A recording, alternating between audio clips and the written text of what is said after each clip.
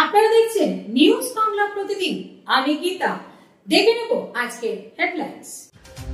সিসা পাংমা 2025 অভিযান নিয়ে কলকাতার প্রেস ক্লাবে সাংবাদিক বৈঠক করলেন এভারেস্ট জয়ী পিয়ালি বসাক।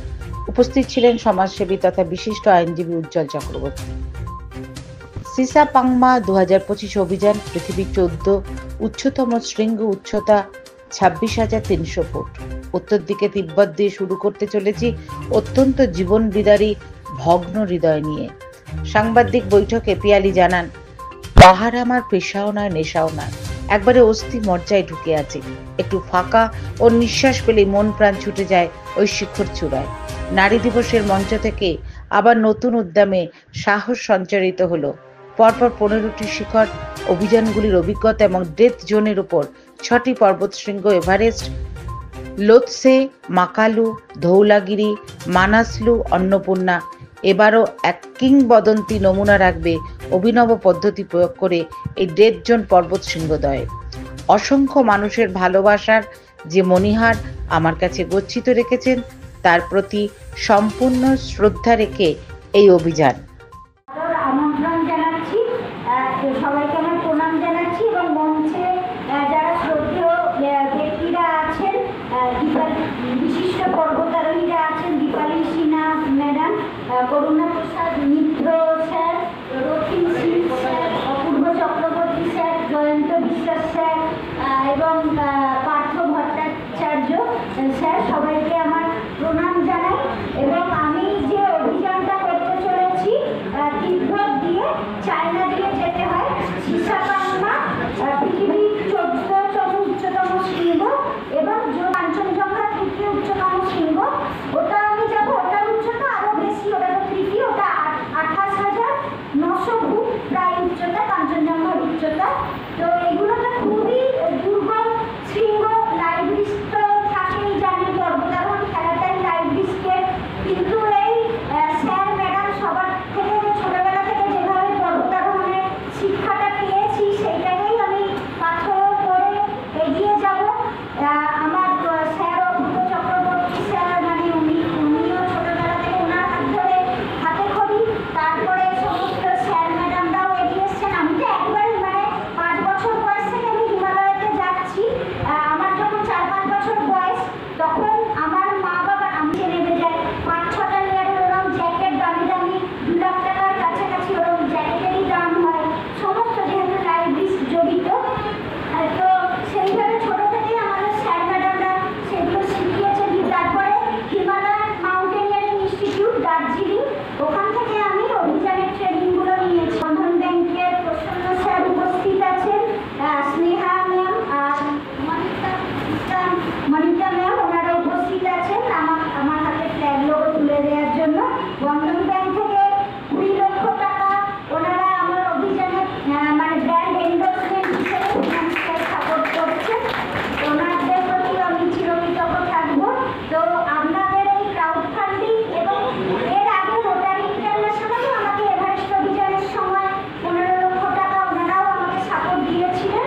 ওনাদের যে রোটারি ইন্টারন্যাশনালের প্রেসিডেন্ট শেখর মেহতা স্যার, এবং ওনারা আমাকে ওই গার্লস এডুকেশনের ব্র্যান্ড অ্যাম্বাসাডার হিসেবে ওনারা ইন্টারন্যাশনালি আমাকে ওই ইয়েটা ব্র্যান্ড অ্যাম্বাসাডার হিসেবে সাপোর্টটা দিয়েছিলেন। তো আপনাদের এই সমস্ত মানুষের ক্রাউড ফান্ডিংয়ের সাপোর্ট এবং এই বন্ধন ব্যাংক, রোটারি, আপনার এই সমস্ত সংস্থার সাপোর্টে আমি এই অভিযানগুলো পৃথিবীর 6টা ঐতিহাসিক শহর চন্দননগর। আজ চন্দননগরবাসী হিসেবে আমরা নিজেকে গর্বিত অনুভব করছি। পিয়ালি বসাক আমাদের চন্দননগরের মেয়ে। আমি উজ্জ্বল চক্রবর্তী, আইনজীবী। আমার সংগঠনের পক্ষ থেকে, আমার সংগঠনের নাম অভিষ্ট, আমরা সর্বতভাবে চন্দননগরবাসী হিসেবে পিয়ালি বসাকের পাশে আছি, ছিলাম, থাকবো।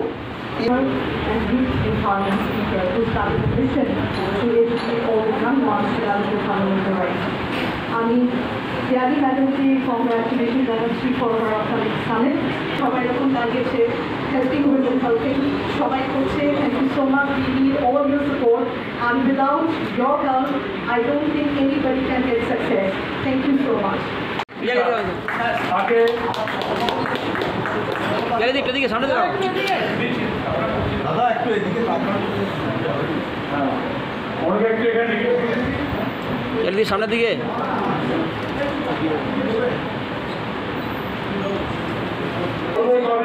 যেখানে সামিল করেন যখন সর্বোচ্চ বিন্দুতে তুলসী যান তখন ওখানে জাতীয় পতাকা ওনারা উকিং করে দিয়ে আসেন উঠিয়ে নিয়ে আসেন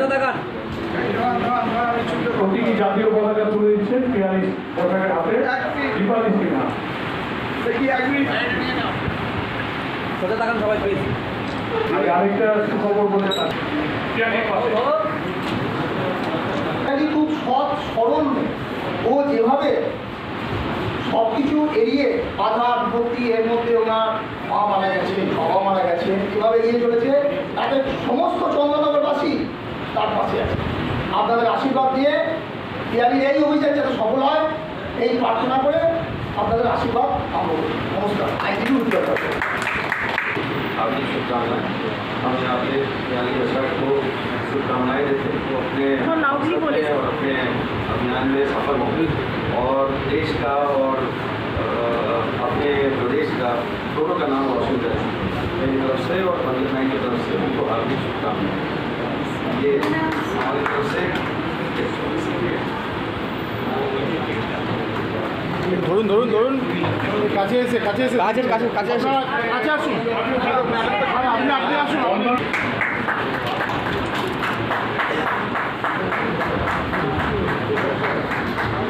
পিয়ালি বসাক আমাদের হুগলির মেয়ে এবং চন্দননগরের মেয়ে আমাদের একটা গর্ব এবং সে আবার দ্বিতীয়